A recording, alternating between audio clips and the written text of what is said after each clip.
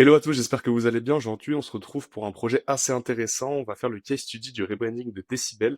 Je vous ai posté l'ADA hier, apparemment elle a plu à beaucoup de personnes, donc j'ai décidé d'en faire une petite étude de cas pour vous montrer comment on procède. Et c'est surtout un super cas d'étude parce qu'ils ont réalisé un rebranding à un moment hyper important que je conseille généralement à plusieurs de mes clients et c'est une problématique qui est commune sur la globalité des clients que j'accompagne. Donc ça va être assez intéressant d'explorer un petit peu ensemble comment on a résolu leurs problématiques, par quelle étape on est passé et comment on est arrivé sur le résultat final.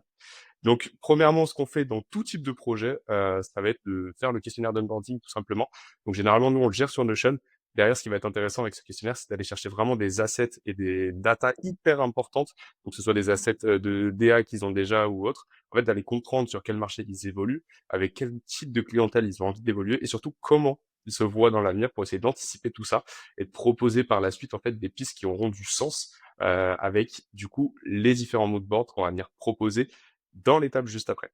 Pour vous faire un petit récapitulatif, Decibel, c'est une application mobile pour créer et organiser des événements aussi bien pro que grand public. Ça veut dire que si demain vous voulez organiser un tournoi de foot vers chez vous, vous pouvez l'organiser depuis Decibel. Et si vous êtes un festival à grande envergure, vous pouvez organiser depuis l'application votre événement et gérer tout ce qui va être gestion d'organisation sur différentes applications du groupe Decibel. Donc c'est vraiment un potentiel qui est énorme.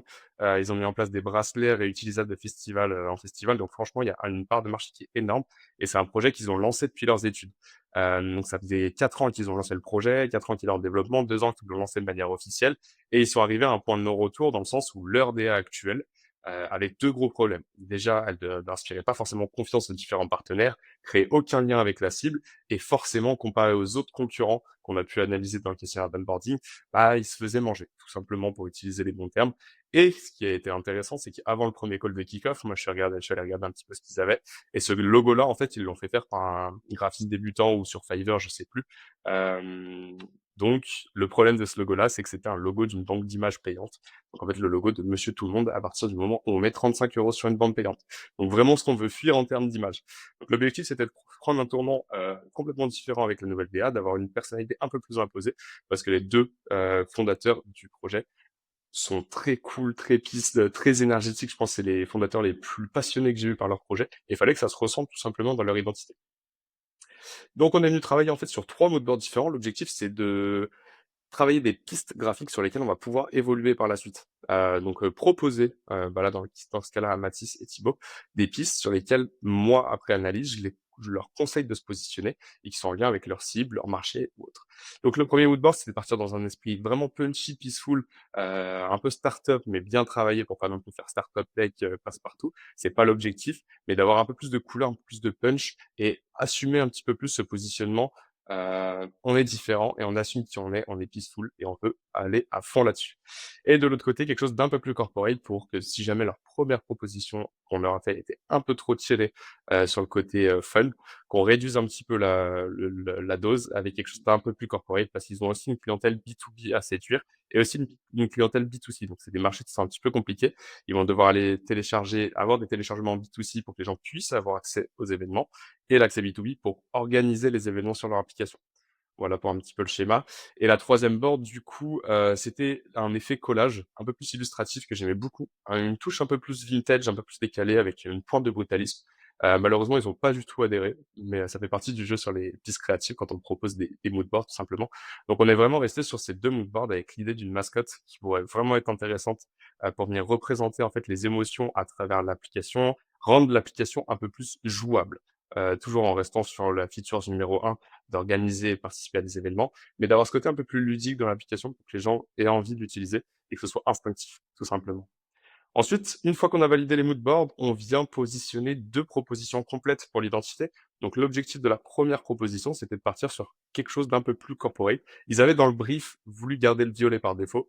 Ici, volontairement, je suis venu les challenger là-dessus en leur montrant quelque chose de différent. Et mine de rien, même si ça n'a pas été la piste définitive, ça a vraiment marqué les esprits parce qu'ils se sont posé la question pendant un long moment. L'objectif ici, c'était de jouer avec un logo en relief pour insister vraiment sur ce côté décibel, mouvement, évolution, événement, donc on n'est pas sur du statique, on s'amuse. Donc l'objectif, c'était d'avoir cette, dynamique-là dans le logo et la petite touche, de l'étoile, du coup, en effet post-it sur le dé, c'était en symbole à leur ancien logo. J'aime bien faire ça sur les anciennes DA, ça rajoute de l'histoire dans le rebranding et ça permet de donner encore plus du lien à la proposition.